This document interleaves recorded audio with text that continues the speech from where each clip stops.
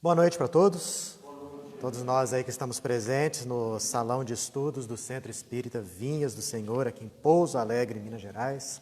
A todos vocês que estão aí nos acompanhando via Facebook e mais para frente através do YouTube. A gente pede, inclusive, àqueles que ainda não se inscreveram, se inscrevam em nossos canais, tanto no Face quanto no YouTube. E antes de nós darmos a necessária continuação ao estudo do Livro dos Médiuns, é sempre importante realizarmos aquele momento de maior interiorização. Nós que chegamos de um dia de trabalho, de estudos ou de atividades domésticas, enfim, nós que durante esse dia e essa semana nos enxergamos tão envolvidos com as coisas desse mundo, ao chegarmos aqui, ao sentarmos aqui, é com muita frequência e é com muita naturalidade que às vezes os pensamentos das atividades desenvolvidas ao longo desses dias possam vir à tona, perturbando o necessário aproveitamento das lições que o Espiritismo nos traz. Daí a importância de realizarmos esse processo de maior interiorização, processo esse que consiste em situarmos o nosso pensamento no agora. O nosso pensamento nas atividades que estão sendo e que serão desenvolvidas nos próximos minutos aqui neste local. Primeiramente agradecendo ao Pai, a Deus nosso Criador, a oportunidade de nos encontrarmos reunidos com esse objetivo nobre de alcançarmos um crescimento espiritual através do estudo e da prática daquilo que o Espiritismo nos orienta a fazer. Agradecer as condições de vida na qual vivemos, que se constituem em abençoadas lições de crescimento e aprendizado.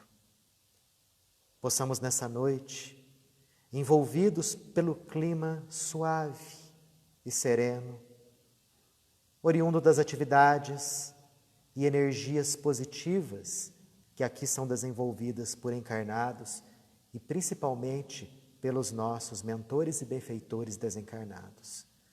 Sintamos esse local. Possamos captar as energias que tranquilizam, aquelas energias que suavizam os nossos sentimentos, as nossas emoções, que fazem com que aqueles miasmas mais deletérios possam ser devidamente destruídos. E assim nos preparam devidamente ao estudo de hoje, que serve para aclarar o pensamento e libertar as consciências. Que assim seja. Pessoal, seguinte, estamos aí em reta final do estudo do Livro dos Médiuns. Faltam aí alguns poucos capítulos para nós encerrarmos essa obra fantástica. Hoje iniciaremos o capítulo de número 27, que aborda dois temas de fundamental importância dentro do meio espírita, especialmente dentre aqueles que estudam a doutrina e também dentre aqueles que praticam a mediunidade. Esse capítulo se intitula Das Contradições e das Mistificações. Então nós vamos ver dois blocos de pensamentos aqui que se completam, que abordam contradição e mistificação.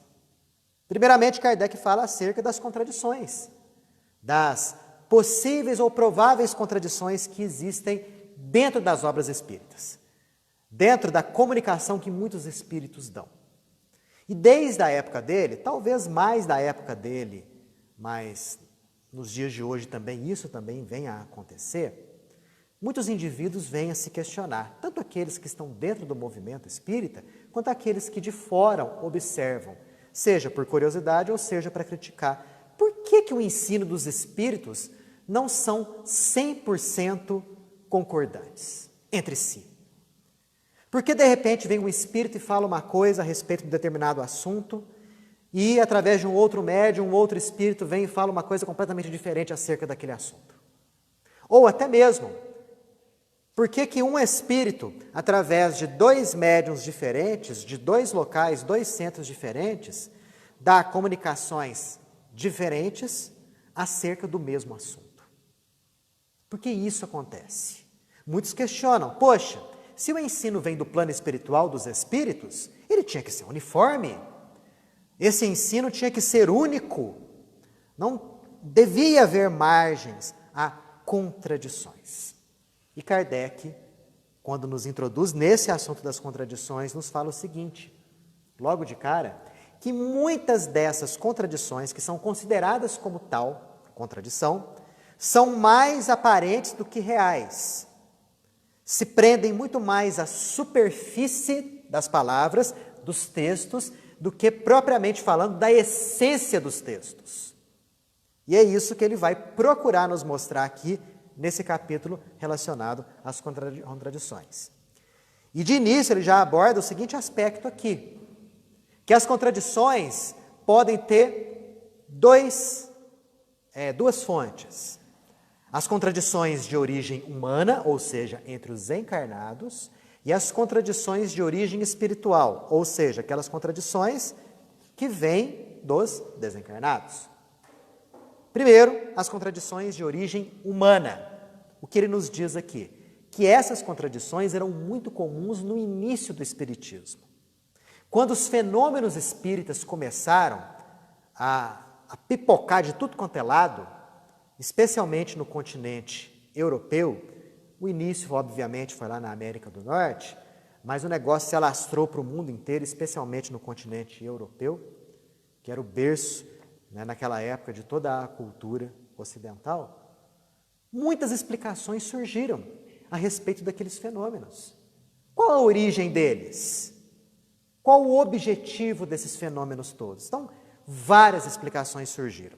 Se nós pegarmos o Livro dos Médiuns, na primeira parte do Livro dos Médiuns, existe, no capítulo de número 4, o item intitulado aqui, Sistemas.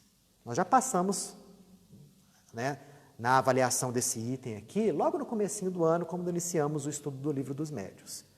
Nesse capítulo 4, da primeira parte do Livro dos Médiuns, existe toda uma série de explicações a respeito dos vários sistemas que surgiram, tentando explicar a causa dos fenômenos mediúnicos. Então nós temos, por exemplo, aqui, o sistema do charlatanismo, o sistema da loucura, o sistema da alucinação, o sistema do músculo estalante, o sistema das causas físicas, do reflexo, o sistema da alma coletiva, sistema sonambúlico, sistema diabólico, sistema diabólico é grande, sistema otimista, sistema uniespírita, sistema poliespírita, que é o que realmente sobrou em termos de explicação. Então isso era muito comum, e não é mistério nem segredo nenhum isso. Quando algo novo surge, várias explicações aparecem para tentar explicar aquele algo novo. Mas com o tempo, com as melhores observações, com os estudos mais aprofundados, muitos desses sistemas foram sendo deixados de lado. Embora alguns deles, para algumas poucas pessoas, ainda nos dias de hoje, persistam. Um exemplo, quantos indivíduos ainda nos dias de hoje ainda adotam o sistema diabólico? Como assim? Acham que as comunicações mediúnicas no meio espírita só são dadas pelo diabo, pelo demônio, não é? Outras pessoas já abordam a questão do charlatanismo. Já falam que todo médium é charlatão, é mistificador, que estão tentando enganar os outros. Quer dizer, ainda nos dias de hoje, aquelas pessoas fora do movimento espírita, é claro, tentam explicar os fenômenos mediúnicos dessa forma. Agora, dentro do movimento espírita mesmo, claro, esses sistemas todos caíram por terra. Ficando como explicação mesmo que a origem dos fenômenos mediúnicos é do plano espiritual através de uma infinidade de desencarnados. Essas opiniões divergentes caíram muito com o tempo. E hoje, ainda dentro do movimento espírita, ainda surgem divergências a respeito de como interpretar o movimento espírita. Daí surgindo até mesmo submovimentos dentro do próprio movimento espírita, que se constitui até mesmo um perigo para a própria unidade doutrinária. Aqui a gente pode citar mesmo, né, o chamado espiritismo laico. Já ouviram falar do espiritismo laico? É um movimento que surgiu na década de 50, década de 60, que fala que a doutrina espírita, que o espiritismo, deve estar desvinculado de qualquer pensamento religioso. É o chamado espiritismo laico. Quer dizer, poxa, como que a doutrina espírita vai estar desvinculada do pensamento religioso? Sendo que a religião constitui um dos tripés fundamentais da doutrina, que é ciência, filosofia e religião. Não é verdade? Mas existe um movimento, ele é mais forte fora do país, principalmente na Argentina, né? Foi surgido na Venezuela, diga-se de passagem, né? Mas aqui no Brasil ainda existem pessoas que encabeçam esse movimento de espiritismo laico. Seria o espiritismo sem religião. É claro que o espiritismo não é uma religião como as outras. Não tem um sacerdócio, não tem rituais, não tem cerimoniais, não tem templos, não é uma religião dogmática. Obviamente, se você achar que religião é isso, o espiritismo não é religião, né? Mas se você for ver o cerne da palavra religião, etimologicamente, o espiritismo é. Nem tem como deixar de ser. Porque quando a gente aborda a moral cristã, que é a moral de Jesus, nós estamos falando da nossa busca e da nossa ligação íntima com Deus. E isso é da ética de toda e qualquer religião. Então, tá vendo? A falta do entendimento do que é o espiritismo, do que é o Kardec, gerou o espiritismo laico. Assim como, atualmente, isso é forte dentro do Brasil, existe um outro ramo aí, no chamado espiritismo progressista, que busca identificar o espiritismo com o chamado progressismo. Ah, mas o espiritismo não é progressista? É. De que forma? O que você entende como sendo progressista? Tudo aquilo que progride, tudo aquilo que evolui. E o espiritismo, nesse sentido, ele é progressista. Claro, Kardec mesmo fala que a doutrina espírita tem que caminhar passo a passo com o progresso científico, sob pena de ficar desatualizada, ficar para trás. Agora, não é nesse contexto que eles colocam o espiritismo progressista, né? Dentro do espectro político brasileiro, né, o progressismo está muito identificado com a ala esquerdista. Aqui não vai nenhuma crítica a nada, é somente uma forma da gente mostrar a situação. Então, muita gente, dentro do movimento espírita, busca desenfreadamente associar a doutrina espírita com o pensamento político de esquerda, né? Que não tem nada a ver também com a essência do espiritismo, se a gente for ver. Ora, a doutrina espírita vem para melhorar a humanidade. O objetivo dela é fazer com que o indivíduo cresça espiritualmente. E o indivíduo pode crescer espiritualmente abordando um pensamento de direita, de esquerda ou de centro. Mas nós não devemos, de modo algum, puxar a doutrina numa ideologia política. E tem um movimento, dentro do movimento espírita, que vem crescendo com esse tipo de ideia. E incito até vocês a fazerem buscas, estudos a respeito disso que a gente acabou de falar. Para que vocês mesmos possam criar a ideia de vocês, a opinião de vocês a respeito desses temas aí. Tanto o espiritismo laico quanto o espiritismo progressista. Ok? Bom, então essas são as causas de contradição sob o ponto de vista humano. Kardec falou assim, sob o ponto de vista humano, né, todas aquelas explicações do passado lá caíram por terra. Então, sobre os princípios fundamentais da doutrina, dentro do movimento espírita, não há dúvidas. A existência de Deus, o fato de que nós somos espíritos imortais, que nós não fomos criados no instante do nascimento, mas já existimos antes do atual nascimento, continuaremos a existir após a morte biológica, que o espírito cresce, progride, se aprimora, que existe vida em outros planetas, que existe reencarnação, que existe mediunidade, que há lei de causa e efeito. Poxa, esses são os pilares básicos da doutrina espírita. Eu acho que dentro do movimento espírita não há dúvidas a respeito desses pilares todos aí. As contradições de origem humana vêm muito atualmente de não saber exatamente o que é Kardec. É aquilo que a gente sempre bate na mesma tecla. Quer entender o que é espiritismo? Conheça Kardec a fundo. Aí você vai entender o que é espiritismo.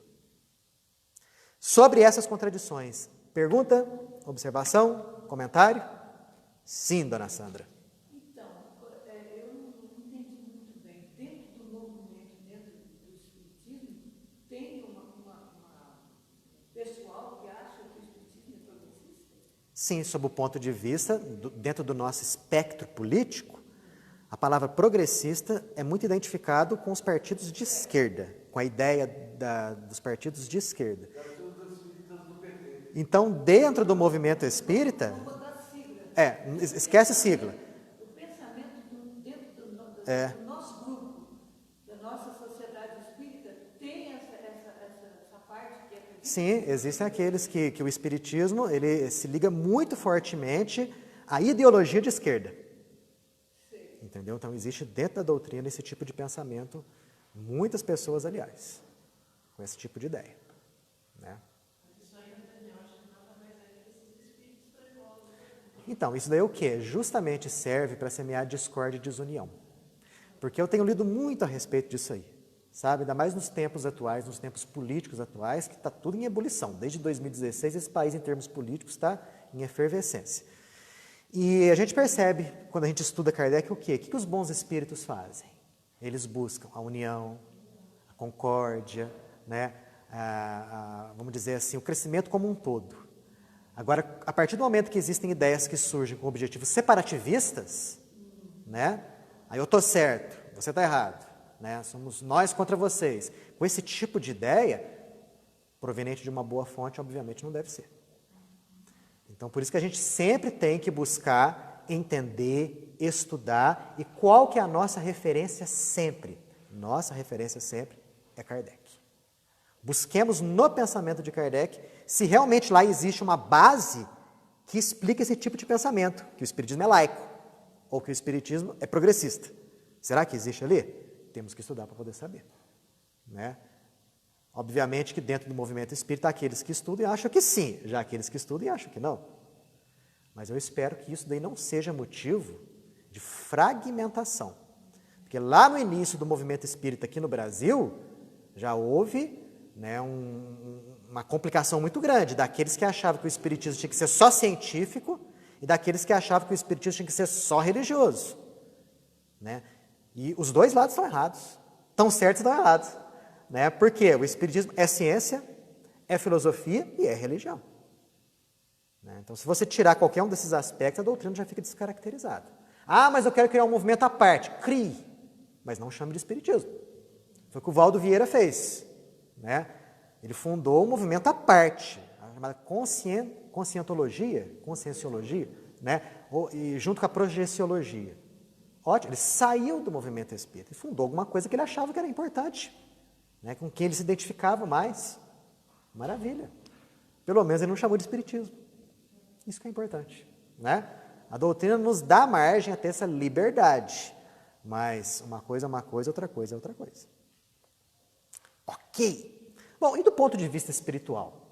Qual seria a causa das contradições sob o ponto de vista espiritual? Ah, mas o ensino não vem dos espíritos, o ensino tinha que ser o mesmo, igualzinho. Porque num centro recebia uma mensagem do espírito que fala a respeito de uma coisa, e no outro centro, o outro médium, sobre o mesmo assunto, ideias diferentes. Tem uma contradição aí. Como explicar isso? Gente, é muito simples a explicação. Extremamente simples. O que são os desencarnados?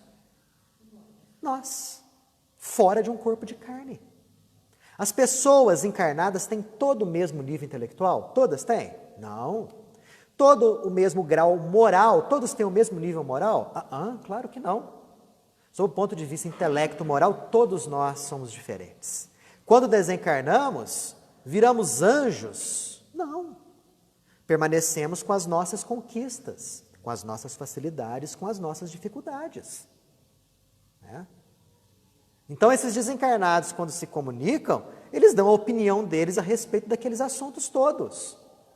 Se for um indivíduo de baixo nível intelecto-moral, ele vai dar a explicação dele a respeito de como ele entende a vida. Já aquele outro que tem um nível intelecto-moral muito elevado, a opinião dele vai ser outra. Vai ser outro tipo de pensamento. É isso que dá origem aos diferentes níveis e graus das comunicações que nós recebemos.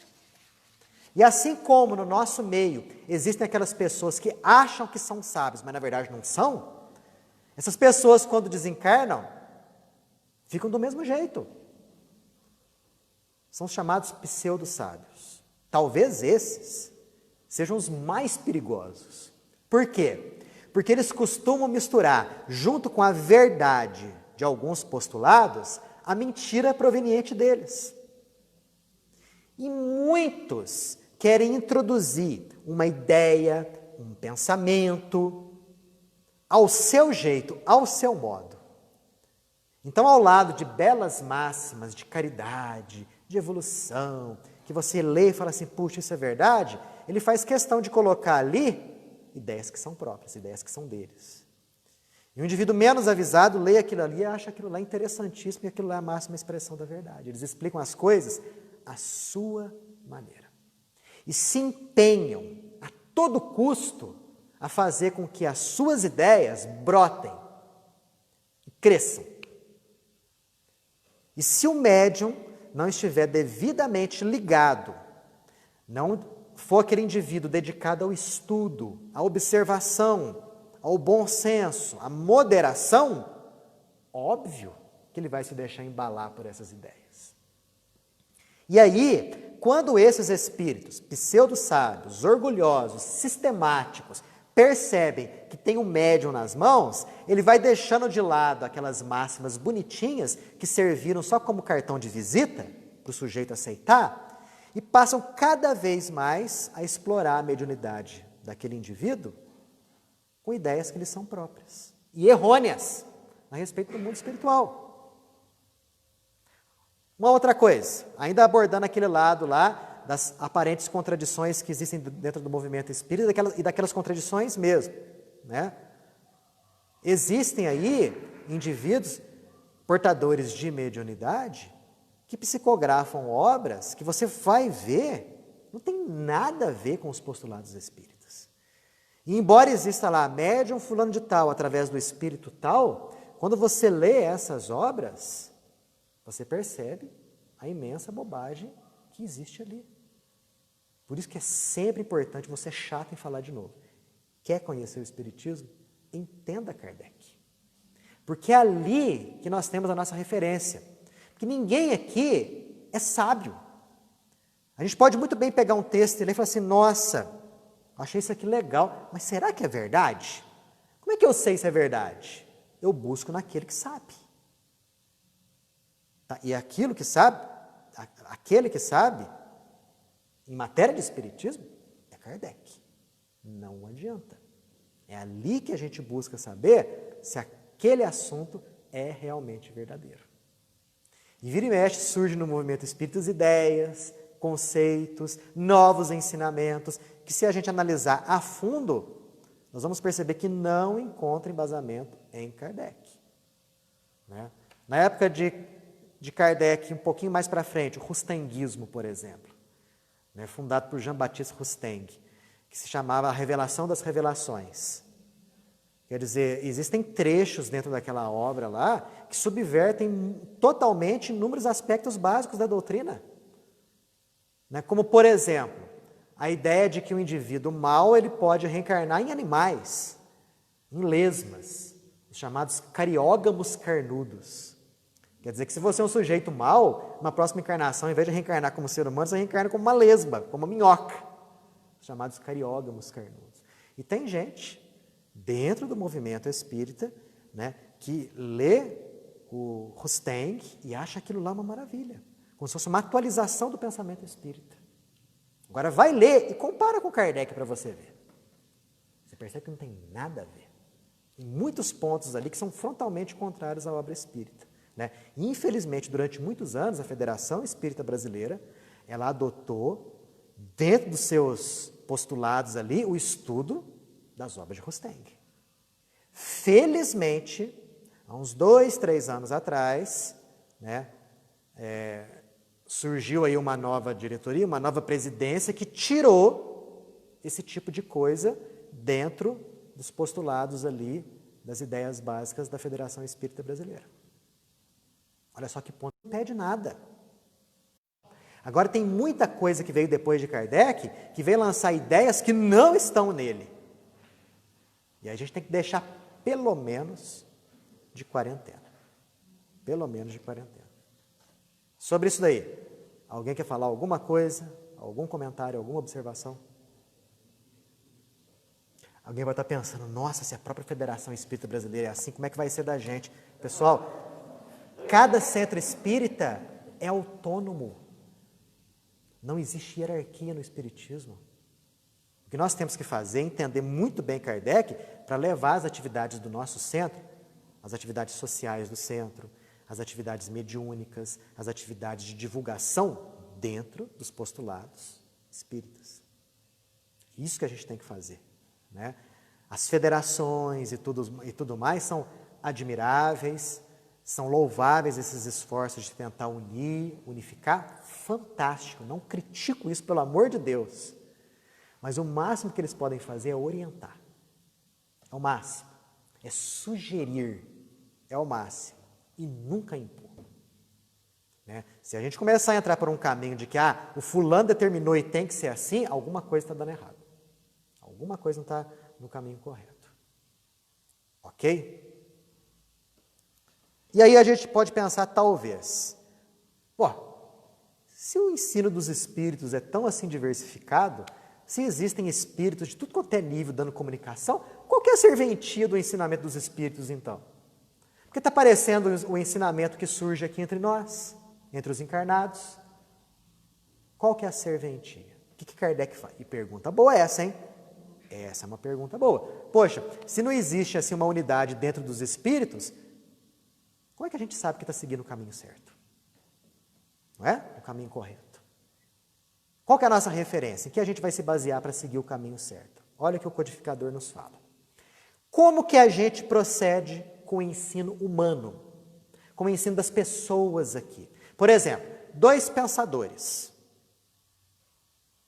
falando a respeito de um mesmo assunto. Um fala A, outro fala B. Coisas totalmente opostas a respeito de um mesmo assunto. Qual dos dois que a gente vai seguir? Qual que deve ser a nossa referência, o nosso método de pensar? Ele nos fala aqui, a gente prefere aquele autor que nos parece mais capaz, mais judicioso, mais esclarecido, mais bondoso, mais sábio. Porque é justamente assim que a gente tem que proceder com o ensino que vem dos espíritos, da mesma forma. Se você obtém e tem aí em mãos pensamentos diferentes a respeito de um mesmo tema, qual daqueles pensamentos está mais de acordo com a ética de Jesus, com a ética cristã? Qual daqueles pensamentos induz mais o indivíduo a crescer como ser humano, a ser bom com o seu semelhante, a ser mais fraterno, mais desapegado, mais humilde? A é o pensamento B? Siga aquele pensamento. Não, é o pensamento A? Siga aquele pensamento. Então a nossa referência, a nossa ética é sempre Jesus. Não tem como ser diferente. Porque ele é o modelo e guia da humanidade. Então se ele é o modelo e guia, o nosso pensar e o nosso agir tem que buscar se aproximar o máximo possível do pensamento dele e das ações dele. Nossa, mas é muito difícil. É claro que é difícil. É por isso que a gente reencarna várias vezes. Para que a gente possa, reencarnação pós reencarnação, e adequando o nosso pensamento e a nossa conduta com a ética cristã. Então é da mesma forma. Poxa, então é isso que a gente tem que fazer? Aliás, até mesmo entre os desencarnados, existem aqueles espíritos que não valem mais do que a gente, não. Tem até desencarnados que têm menos conhecimento do que nós. Outros têm o mesmo conhecimento. Agora, existem aqueles desencarnados que já ultrapassaram e muito a nossa humanidade. E vêm nos comunicar conosco. E vêm nos orientar. Ora, nós não vamos seguir esse pensamento? Imagina Sócrates, o grande filósofo grego. Ele não ultrapassou e muito a esmagadora maioria da nossa humanidade? Sim. Se ele vem nos dar um ensinamento a respeito de algum tema, de algum assunto, não é para a gente seguir? Claro, óbvio. A opinião dele a respeito dos mais diversos assuntos supera em muito a opinião da maioria dos encarnados,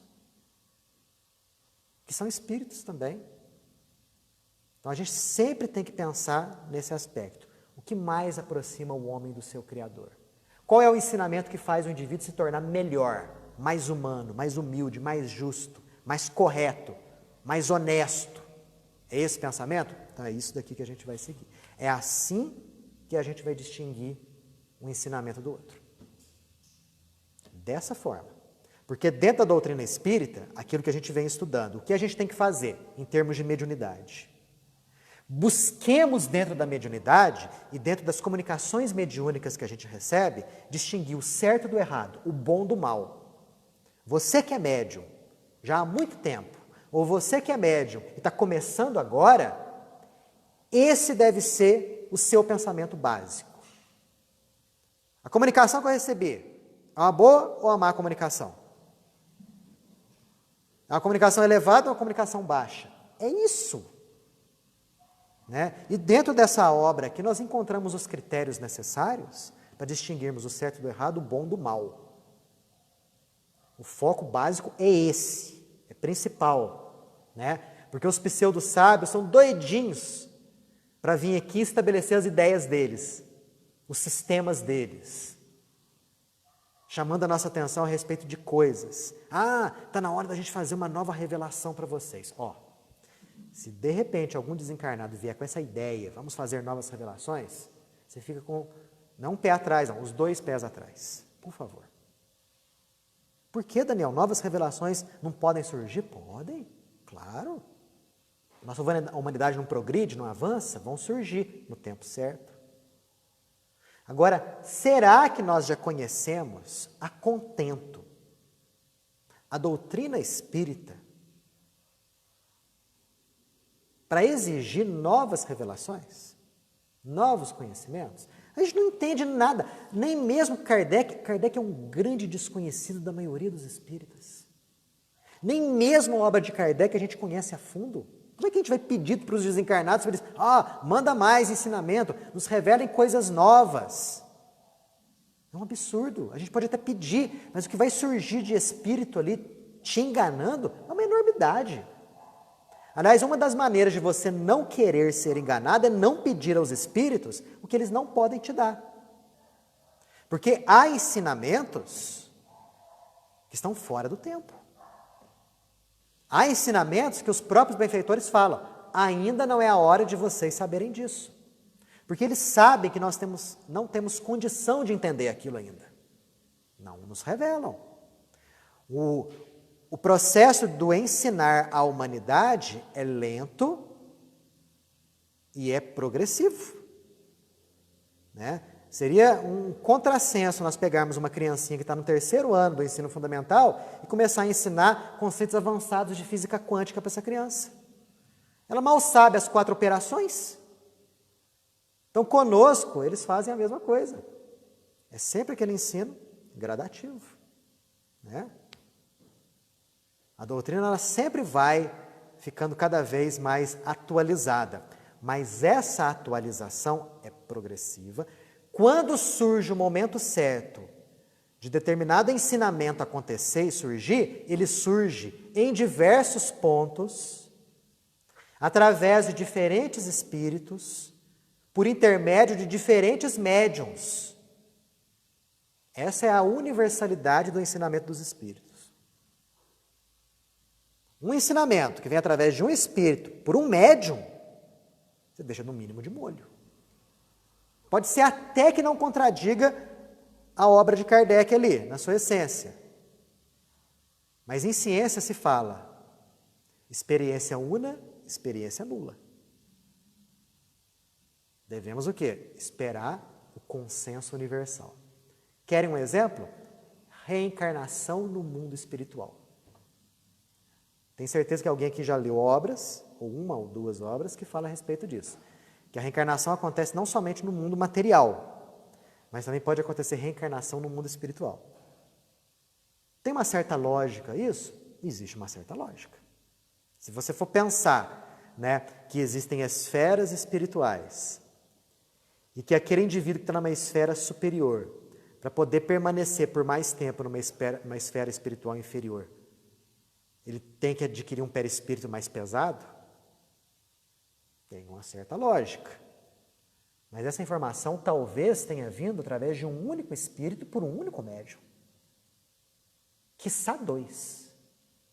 Isso é universalidade? Não é universalidade. O que a gente faz com esse tipo de ensinamento? Que você não vê, né, disseminado. Coloque em quarentena. Fica com isso na tua cabeça. É um postulado básico da doutrina? Contradiz frontalmente Kardec? Também não. Mas não existe a universalidade do ensinamento dos espíritos, né? Que é o que faz com que uma ideia seja colocada no âmbito da doutrina, no bojo da doutrina. Então, o que você faz? Aproveitando as épocas atuais, quarentena para aquele pensamento. Fica lá. Pode ser que, de repente, daqui a alguns anos, comece a surgir espíritos os mais diversos, se comunicando através de diferentes médios, dando esse tipo de ensinamento, nos mostrando ângulos dele mais nítidos, né, que te convençam. Mas pode ser que não surja. E aí? Se a gente adotar um ensinamento errado e construir aquilo ali como sendo verdade, logo em seguida vão surgir fatos que vão desmoronar aquilo que você achava que era verdade. Então, Kardec era muito claro a respeito disso, né? Antes você negar 99 verdades do que aceitar uma só mentira. Porque a verdade que você nega hoje, você pode estar negando por tua incapacidade intelectual. Você não entende, então você nega, né? Ou porque ela não foi devidamente demonstrada. Mas futuramente você vai dar melhor para poder compreender aquela verdade. Futuramente vão surgir mais ensinamentos que vão delinear melhor aquela verdade. Mostrar melhor ela. Aí você vai aceitar. Agora, se você adotar uma mentira, você constrói talvez toda uma conduta de vida baseada naquela mentira. De repente vem a verdade, desmorona tudo aquilo. Como é que você fica? Dançou, né? Então, olha só como que é importante a gente ter muita prudência nisso daí. Não é à toa que Kardec tinha o epíteto de o bom senso encarnado. Porque o bom senso dele era tudo. Ele era muito frio, muito lógico, muito racional em analisar. E tinha que ser. Gente, aquele homem fez um trabalho de gigante, ciclópico, descomunal. Ele foi o centro para onde se convergiam milhares de comunicações provenientes do plano espiritual, a fim de que ele pudesse organizar, coordenar, verificar a concordância, a lógica com aquilo que já existia e construir isso todo um corpo de doutrina. E ele fez isso em 1857, 1869, quando desencarnou, em 12 anos.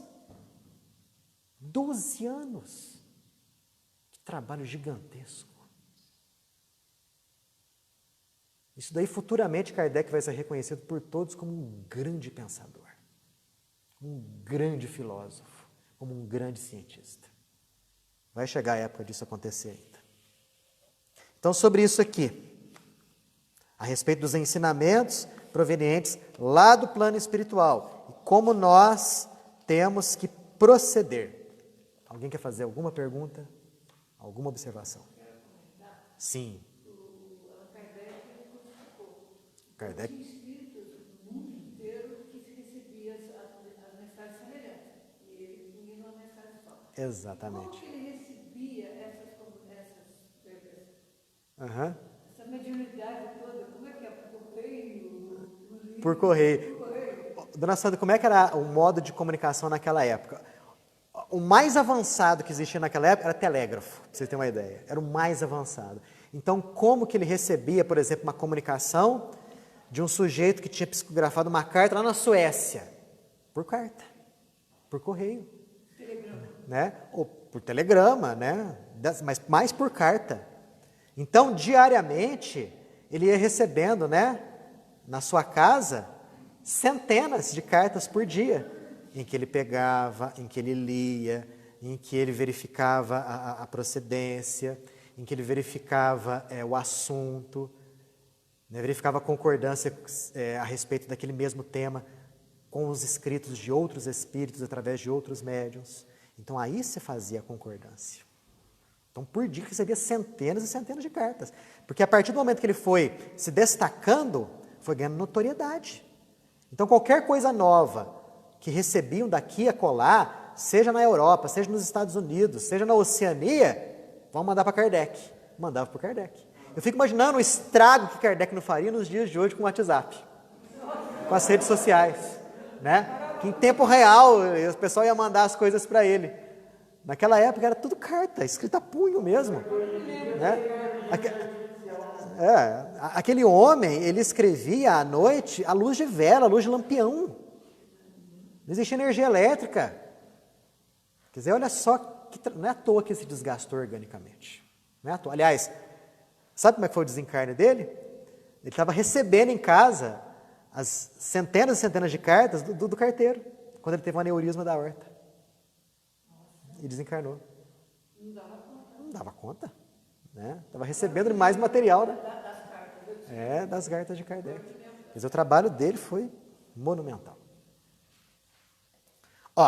Resumo das causas das contradições que se veem nas comunicações espíritas.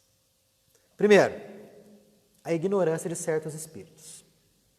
Segundo, o embuste de certos espíritos inferiores que dizem o oposto do que dizem um espírito cujo nome tomam. Nossa, como assim? Exemplo, eu sou um espírito inferior, eu quero passar a minha ideia. O que eu faço? Vou fingir que sou Bezerra de Menezes. Aí eu escolho um médium lá, verifico aquela sintonia lá e acho o seguinte, ou talvez esse médium aceite, né? E eu, por psicografia, passo a minha mensagem e assino Bezerra de Menezes. Só que aquele médium é um médium que estuda.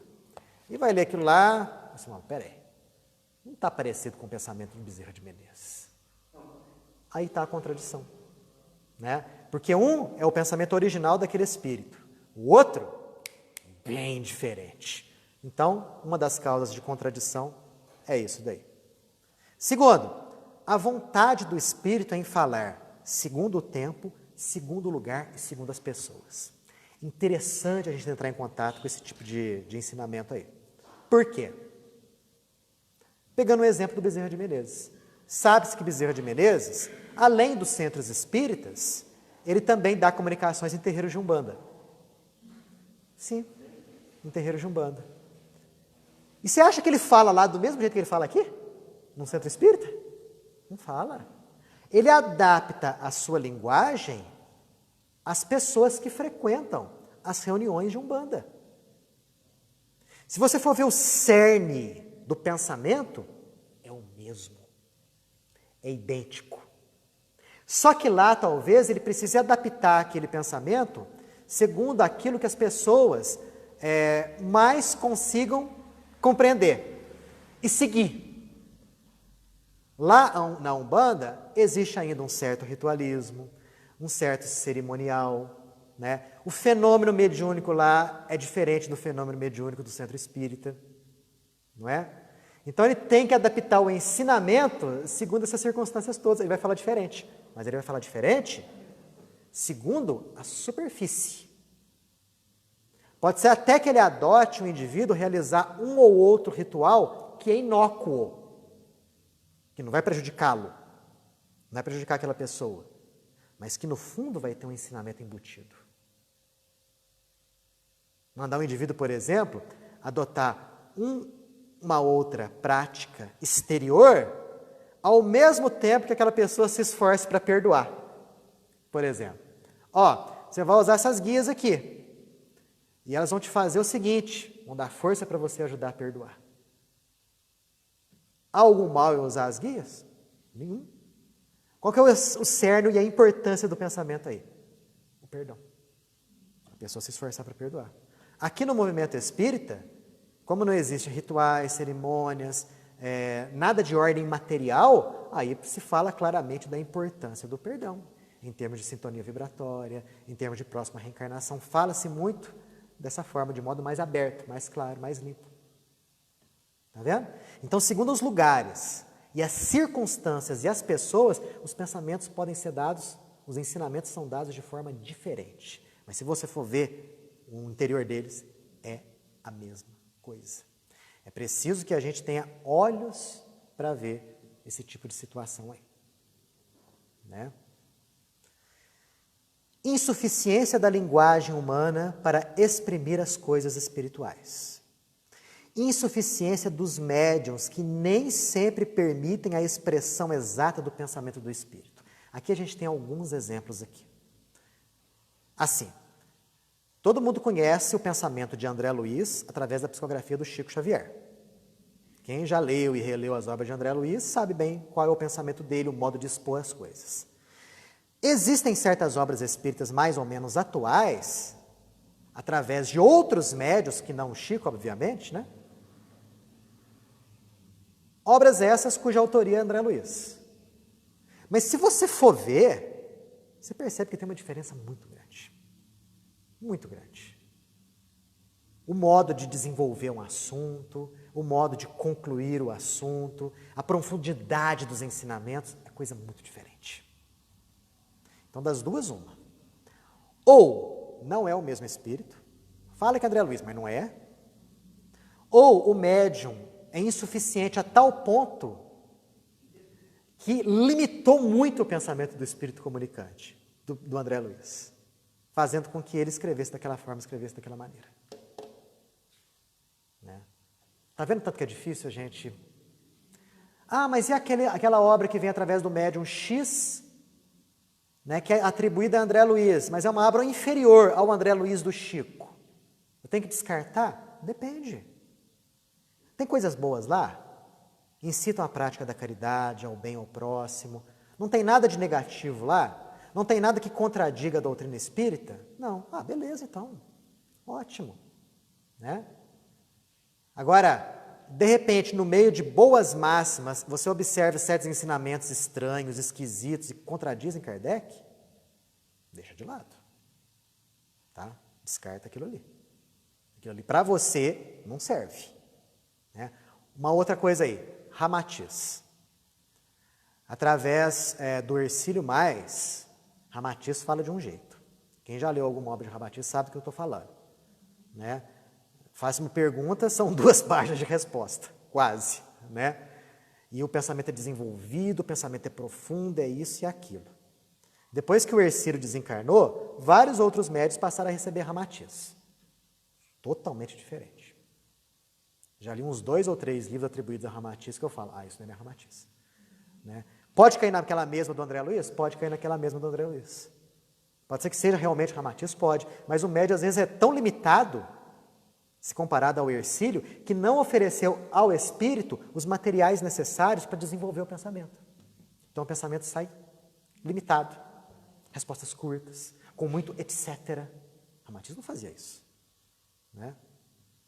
E mais, tem ensinamentos lá que contradizem aquilo que o próprio Ramatiz falava, nas obras de Hercílio Mais. Aí você pode saber, ou o espírito não é o mesmo, ou o médium interferiu tanto que deformou o pensamento do espírito comunicante. Está vendo tanto que é difícil? Uma outra coisa, o doutor Inácio Ferreira. Né? Quem vê o Inácio Ferreira através da psicografia do Bacelli, vê uma coisa. Já existem certos textos atribuídos em alguns livros ao Inácio Ferreira através da psicografia do Divaldo. Totalmente diferente. Totalmente diferente. Né? No caso do Bacelli, o doutor Inácio é debochado, faz piadinha, né? Meio largadão, tal, embora sempre com uma conduta correta, honesta, espiritualizada. Já através do Divaldo, você percebe essa mesma identificação com o bem, com aquilo que é correto, com os postulados da doutrina, mas você percebe um Inácio Ferreira mais contido, né? Mais sério, né? Sem fazer graça, sem fazer piadinha. Se for realmente o mesmo Inácio Ferreira nos dois casos, a gente percebe a filtragem através do médium. A gente percebe que o Bacelli filtra mais esse lado aí. Já o Divaldo não permite certas coisas. Filtra, vamos dizer assim, mais o lado, né, da essência do pensamento. Deixando de lado meio que as excrescências, as gracinhas e as piadinhas. Estão vendo como não é fácil? Como que a gente realmente tem que, né, ler bastante de tudo para criar uma referência. E não aceitar tudo que vem do plano espiritual. Kardec conclui: só o estudo, a observação, a experiência e a isenção de amor próprio podem distinguir tudo isso. Isenção de amor próprio. O que significa? Deixar de lado o orgulho. Né? Assim, aceitar a verdade, seja qual for a verdade. Os grandes cientistas do passado que foram pesquisar o fenômeno mediúnico, mas com isenção de amor próprio, mesmo não de início, não aceitando, mas abertos a entender a verdade, a aceitar, viram que aquilo lá era verdadeiro. Agora, quando você vai analisar alguma coisa com ideias preconcebidas, dificilmente, muito dificilmente você arreda pé daquilo que você acha que é verdadeiro. Difícil mesmo. Né? Se você é um cientista, por exemplo, e você não acredita em nada em espírito, e aquilo lá está firme dentro de você, pode ser que um espírito se materialize na tua frente. E você vai dar inúmeras explicações científicas para aquele fato ali. Então a gente tem que estar aberto à verdade, seja ela qual for. Lembrando que estar aberto à verdade significa o seguinte: não renunciar ao bom senso. Não se renunciar à análise, ao critério, ao estudo. Estar aberto à verdade não significa aceitar tudo que vem. Não, não é nada disso. Critério, estudo, análise. Sempre. Sobre contradições. Alguém quer falar alguma coisa para nós? Alguma observação? Alguma pergunta? Não? Gente, o último trecho desse capítulo aqui, das mistificações. O que é ser mistificado? É ser enganado. Olha só o que o nosso codificador nos fala aqui. Ó. Esse é um dos inconvenientes que mais facilmente podemos nos preservar. Olha só. Mais facilmente podemos nos preservar da mistificação. Como? Kardec fala o seguinte: as instruções precedentes nos ensinam como fazer. E aqui existem algumas perguntas. Por exemplo, as mistificações são das dificuldades mais desagradáveis do espiritismo. Quem que gosta aqui de ser enganado? Ninguém gosta de ser enganado. Haveria um meio de nos preservarmos dessas mistificações? Aí vem a resposta. Parece-me que podeis encontrar a resposta em tudo que ensinamos. Sim, certamente. Há para isso um meio simples. E qual que é esse meio? É o de não pedir ao Espiritismo senão aquilo que ele pode vos dar. E qual é o objetivo da doutrina? Seu objetivo é o melhoramento moral da humanidade. Enquanto não vos afastardes disso, jamais sereis enganados. Por isso que ele fala que é fácil. O objetivo da doutrina é você crescer como espírito, como ser humano. Se você sempre buscar isso, muito dificilmente você vai ser enganado. Porquanto não há duas maneiras jamais de compreender a verdadeira moral, a que todo homem de bom senso pode admitir. Os Espíritos vêm vos instruir e vos guiar no caminho do bem, e não no caminho das honrarias e das fortunas, ou para servir às vossas paixões mesquinhas. Se não lhes pedisse nada de fútil, ou que esteja fora das suas atribuições, não se daria nenhuma presa aos espíritos enganadores.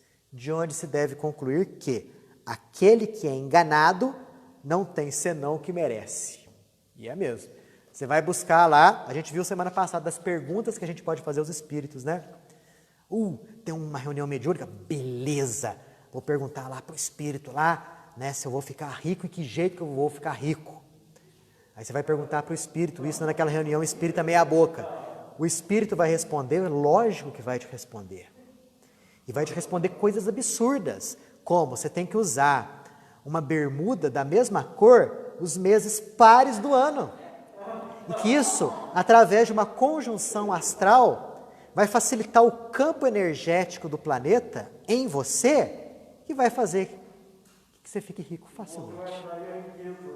Né? E o indivíduo que não entende nada de plano espiritual, nada de espiritismo, fala, nossa, olha só, ele deu uma explicação científica ainda. Falou de energias, de conjunção, tal, de sintonia. Enganação. Né? Agora, se você for pedir, como eu faço para conseguir mais paciência nessa vida? Está vendo? Aliás, nas nossas preces a gente pede isso? Pedimos isso nas nossas preces? Com frequência? Senhor, nos dê forças para que sejamos mais pacientes, mais tolerantes, mais fraternos. Que diante das dificuldades eu possa compreender as suas lições e caminhar da maneira mais justa, nobre e ética possível. Você vai receber boas orientações? Vai. Os bons espíritos irão te acudir? Vão. Então, não fujamos daquilo que o Espiritismo tem para nos dar. Não peçamos aos espíritos explicações, né, a respeito do que existe se a gente entrar num buraco negro. Será que nós vamos atingir um universo paralelo? Pergunta isso para um espírito para você ver. Se for um espírito equilibrado, nobre e justo, ele vai falar o seguinte, das duas uma, não sei essa resposta, ou isso ainda não é o tempo de dar esse tipo de lição. Agora, se você insistir, vai surgir um outro espírito que vai dar uma explicação totalmente mirabolante. Vai, se você entrar num buraco negro, você vai sair num universo onde tudo é quadrado, igual Minecraft. Tudo é quadrado naquele universo. Você vai conseguir ser redondamente enganado. Redondamente. Exatamente. Né? Olha aqui. O papel dos espíritos não é o de vos esclarecer sobre as coisas desse mundo. Claro, nós já temos a ciência material para isso. A ciência nos esclarece sobre as coisas desse mundo. Mas o de vos guiar com segurança no que vos pode ser útil para o outro. E qual é a riqueza que nós temos que amealhar aqui para sermos ricos do lado de lá? Senão o crescimento de ordem moral, intelectual, principalmente o de ordem moral. É essa a função dos desencarnados para conosco, não outra. Quando vos falam das coisas desse mundo é porque julgam necessário, mas não a vosso pedido. Se vedes nos espíritos os substitutos dos adivinhadores e dos feiticeiros, então é certo que sereis enganados. Aí retorna a pergunta. Mas há pessoas que nada pedem e que são indignamente enganadas pelos espíritos, que vêm espontaneamente, sem que sejam chamados? Olha, vem a resposta. Se elas não pedem nada, elas deixam dizer o que vem a ser a mesma coisa.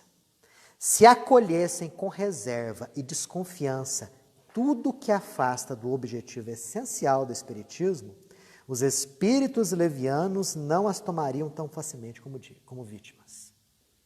O que está escrito aqui? Analisar profundamente todas as comunicações.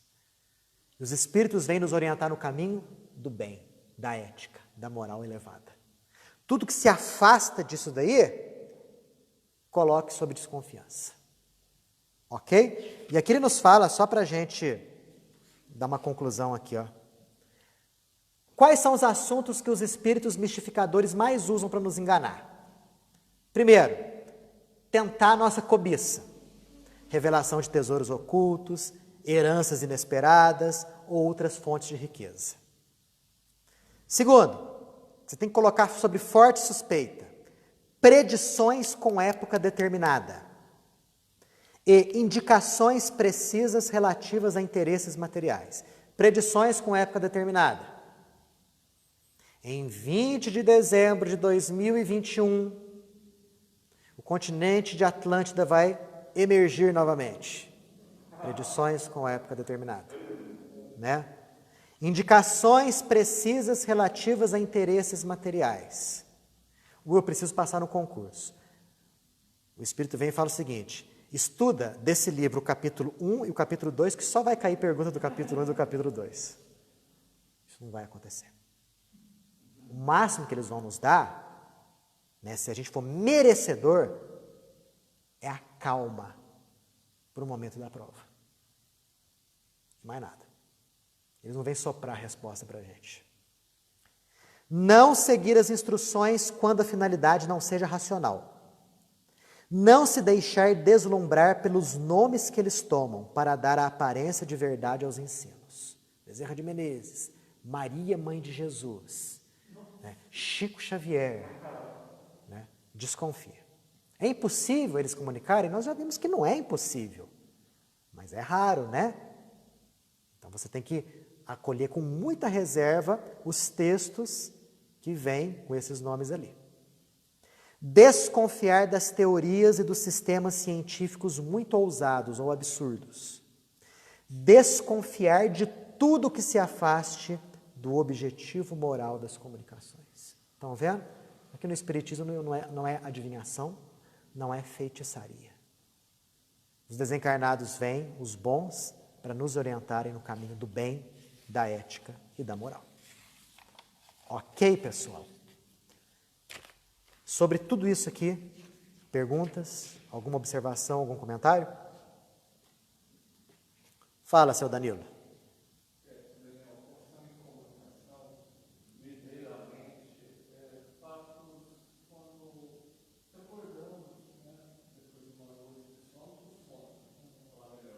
Sim. A nossa condição aqui, a gente sabe como é, mas de repente o sujeito sonha com Jesus. Sabemos nós que o nosso próprio benfeitor pode tomar de repente uma forma para alguma utilidade, né, para nos servir daquilo. Como distinguir a autenticidade de um sonho, por exemplo, pegando o seu próprio exemplo. Eu sonhei com Jesus. Como saber se realmente eu tive um encontro pessoal com o Mestre de Nazaré no plano espiritual? Primeiro, se olhar. Será que eu tenho nível vibratório suficiente para chegar por desdobramento até aquelas regiões de luz e ter um contato pessoal com Jesus de Nazaré? Será que a minha conduta, que os meus sentimentos são aprimorados o suficiente para termos esse contato íntimo? Difícil. Mas pode ser que eu tenha encontrado com um benfeitor espiritual, iluminado do lado de lá, né, que ele, através da sua energia, através da sua luz, através da sua bondade, da sua doçura, fez-me remeter à imagem de Jesus. E aí, quando eu volto para o meu corpo, eu tenho essa sensação do contato com Jesus de Nazaré. Talvez seja mais lógico esse tipo de situação aí, né? É muito comum, dentro da própria Igreja Católica, há médiuns, como existem dentro do Espiritismo, em qualquer lugar. E há médiuns videntes. Então, todo católico que é médium vidente e que, de repente, vê a figura de uma entidade feminina muito bonita e iluminadíssima, ele viu quem? Nossa Senhora, ele viu Maria. Pode ser Maria de Nazaré? Nada impede. Mas tem que ter aquela sintonia que eu te falei. Muito provavelmente o que é? Um espírito de bom nível espiritual. Né? Um formato feminino. Né? E que ele, na ótica dele, raciocina. Só pode ser Maria. Por isso que existem tantas Nossas Senhoras aí. Nossa Senhora de Lourdes, né? Guadalupe e inúmeras outras Nossas Senhoras que existem por aí. Será que é Nossa Senhora mesmo? Provavelmente não. Talvez um espírito de condição evolutiva mais elevada. Né? É o mais provável, o que não impede. Ok, garoto? Daniel, só um minuto. Essas aparições de Nossa Senhora aqui, lá em Lourdes,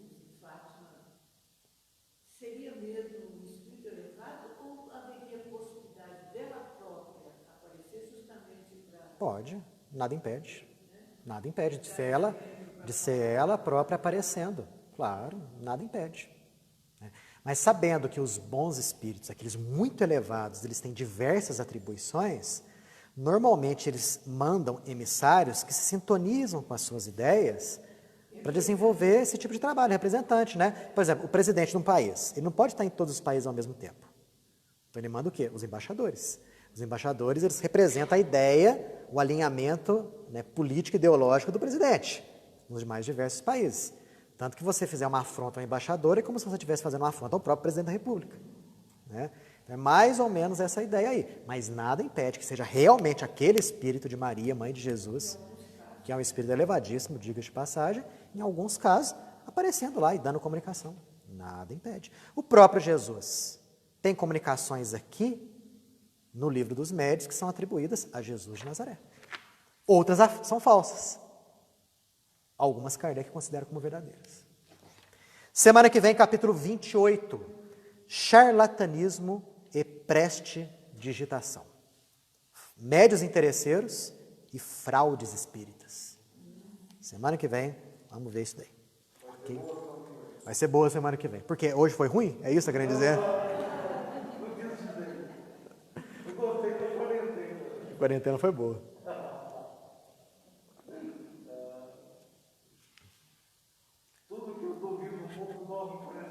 Tudo em quarentena. Vamos lá então, pessoal, fechando os nossos olhos.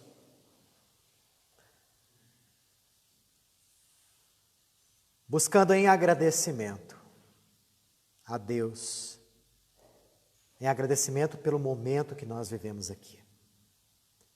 Por esses minutos em que, juntos, pensamos em termos espirituais. Analisamos as coisas da alma. Verificamos quais os reais valores da vida. Qual deve ser a nossa conduta. Obviamente, tudo isso que nos é dado deve ser materializado na nossa vida, na forma de pensamentos, palavras e ações. Sabemos que o desenvolvimento espiritual não dá saltos. Ele caminha a passos mais ou menos rápidos, de acordo com a nossa força de vontade. E que por isso não existe a angelitude de geração espontânea. Não sairemos daqui plenamente espiritualizados ou perfeitos. Isso é um trabalho para séculos e milênios. Mas que possamos sair daqui, deste local, mais predispostos a avaliarmos a nossa vida, a nossa conduta, o nosso pensamento, para nos adequarmos às ideias de Jesus. Porque nos dias que estamos vivendo, com tanto progresso tecnológico, científico, olhamos ao lado desses avanços fantásticos que a ciência nos legou, quanto desespero, quanta ansiedade, quanta violência, quanto ódio. E nos questionamos, será que está realmente havendo evolução? É claro que está. O avanço intelectual vem sempre primeiro e arrasta consigo o avanço de ordem moral. Isso está no Livro dos Espíritos. E mais, somente o progresso intelectual, científico, somente ele é incapaz de promover a regeneração da humanidade. É necessário o progresso de ordem moral. Então a doutrina veio numa época para satisfazer a razão, ao mesmo tempo que satisfaz ao coração. Possamos ser de nós mesmos uma fonte de renovação diária, constante dos nossos pensamentos, das nossas palavras e das nossas ações. Para que com isso possamos ser pequenos exemplos às pessoas que convivem ao nosso redor. E assim vamos crescendo, Assim vamos nos aprimorando ao mesmo tempo em que passamos a ser, dentro dos nossos limites, segurança e tranquilidade para aqueles que nos observam. Paz e luz, que assim seja.